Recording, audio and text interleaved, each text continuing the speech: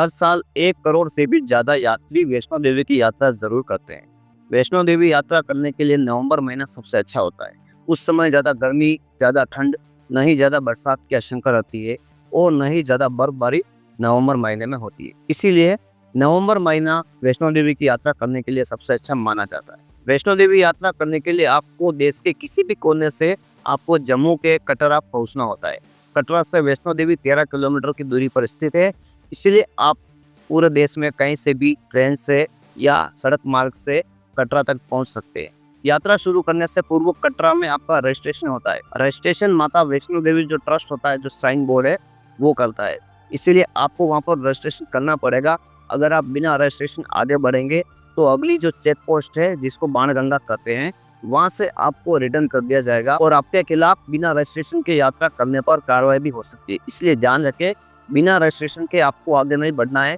Registration counter Katra bus stand पर मौजूद है। आपको वहीं से रजिस्ट्रेशन होगा और कोई भी रजिस्ट्रेशन का सोर्स नहीं है। इसलिए जो पेड या फिर ऑनलाइन रजिस्ट्रेशन के नाम पर फ्रॉड होता है, आप सावधान रहना।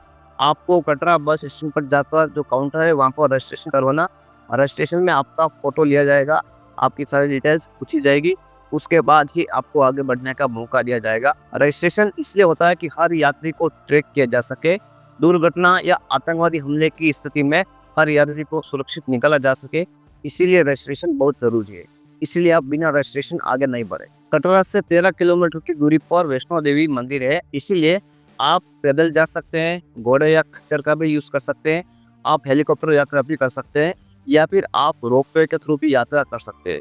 लेकिन आपको वैष्णो देवी जो धर्मशाला है वहां पर पहुंचने पर 2.5 किलोमीटर पैदल आपको चलना ही पड़ेगा। मतलब वहां पर जाके आपको पैदल ही यात्रा करनी है।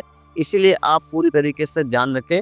आप हेलीकॉप्टर, रोपवे या घोड़े या खच्चर के द्वारा धर्मशाला तक पहुंच जाएंगे, लेकिन उसके आगे आपको 2.5 किलोमीटर की पैदल यात्रा करनी पड़ेगी। अगर आप कटरा पहुंच जाते हैं तो आपको अपनी सुरक्षा का विशेष ध्यान रखना पड़ेगा। आपको ध्यान रखना पड़ेगा कि यहाँ पर मौसम जल्दी बदल जाता है। इसीलिए बारिश या बर्फबारी की आशंका हमेशा बनी रहती है। लैंडस्लाइड और आतंकवादी हमले भी आजकल बहुत ही ज़्यादा चर्चा में है। इसीलिए आपको 2-3 बातें अपने दिमाग को बिठानी पड़ेगी। वहाँ पर मौसम बहुत जल्दी खराब हो जाता है। इसीलिए गर्म कपड़े अपने साथ रखें। खाने पीने का सामान 1 से 2 दिन तक चलने वाला हो।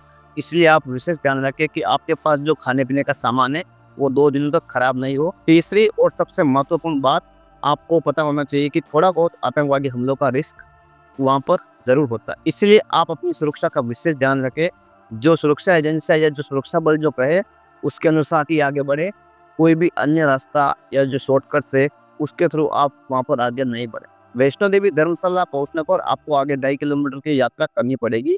इसीलिए आपको ध्यान रखना पड़ेगा। हो सकता है आपको 2 से 4 घंटे तक लाइन में भी लगना पड़ सकता है, क्योंकि रोज 30 से 35 हजार लोग वहाँ पर दर्शन करने के लिए आते हैं और कभी कभार 50,000 से भी ज्यादा लोग दर्शन करने के लिए पहुंचते हैं। तो आप अपने को उसी तरीके से फिट रखें जैसे आप 2 से 4 घंटे लाइन में लग सकते हैं। विशेषकर बच्चों और बुजुर्गों का ध्यान रखें। अगर उनकी तबीयत ज्यादा खराब हो जाती है या रास्ते में किसी भी कारण से उनकी तबीयत खराब लगे, तो वहाँ पर जो सुरक्षा एजेंसी है उनको आप तुरंत इन्फॉर्म करें। आपको बहुत ही जल्दी वहाँ पर रेस्क्यू कर लिया जाएगा। इसलिए आप अपनी सुरक्षा और स्वास्थ्य का ध्यान रखते हुए यात्रा को आगे बढ़ाएं, अन्यथा आपको मुश्किलों का सामना करना पड़ सकता है। अगर ये वीडियो आपको अच्छा लगे तो वीडियो को शेयर करना, चैनल को सब्सक्राइब करना। थैंक्स।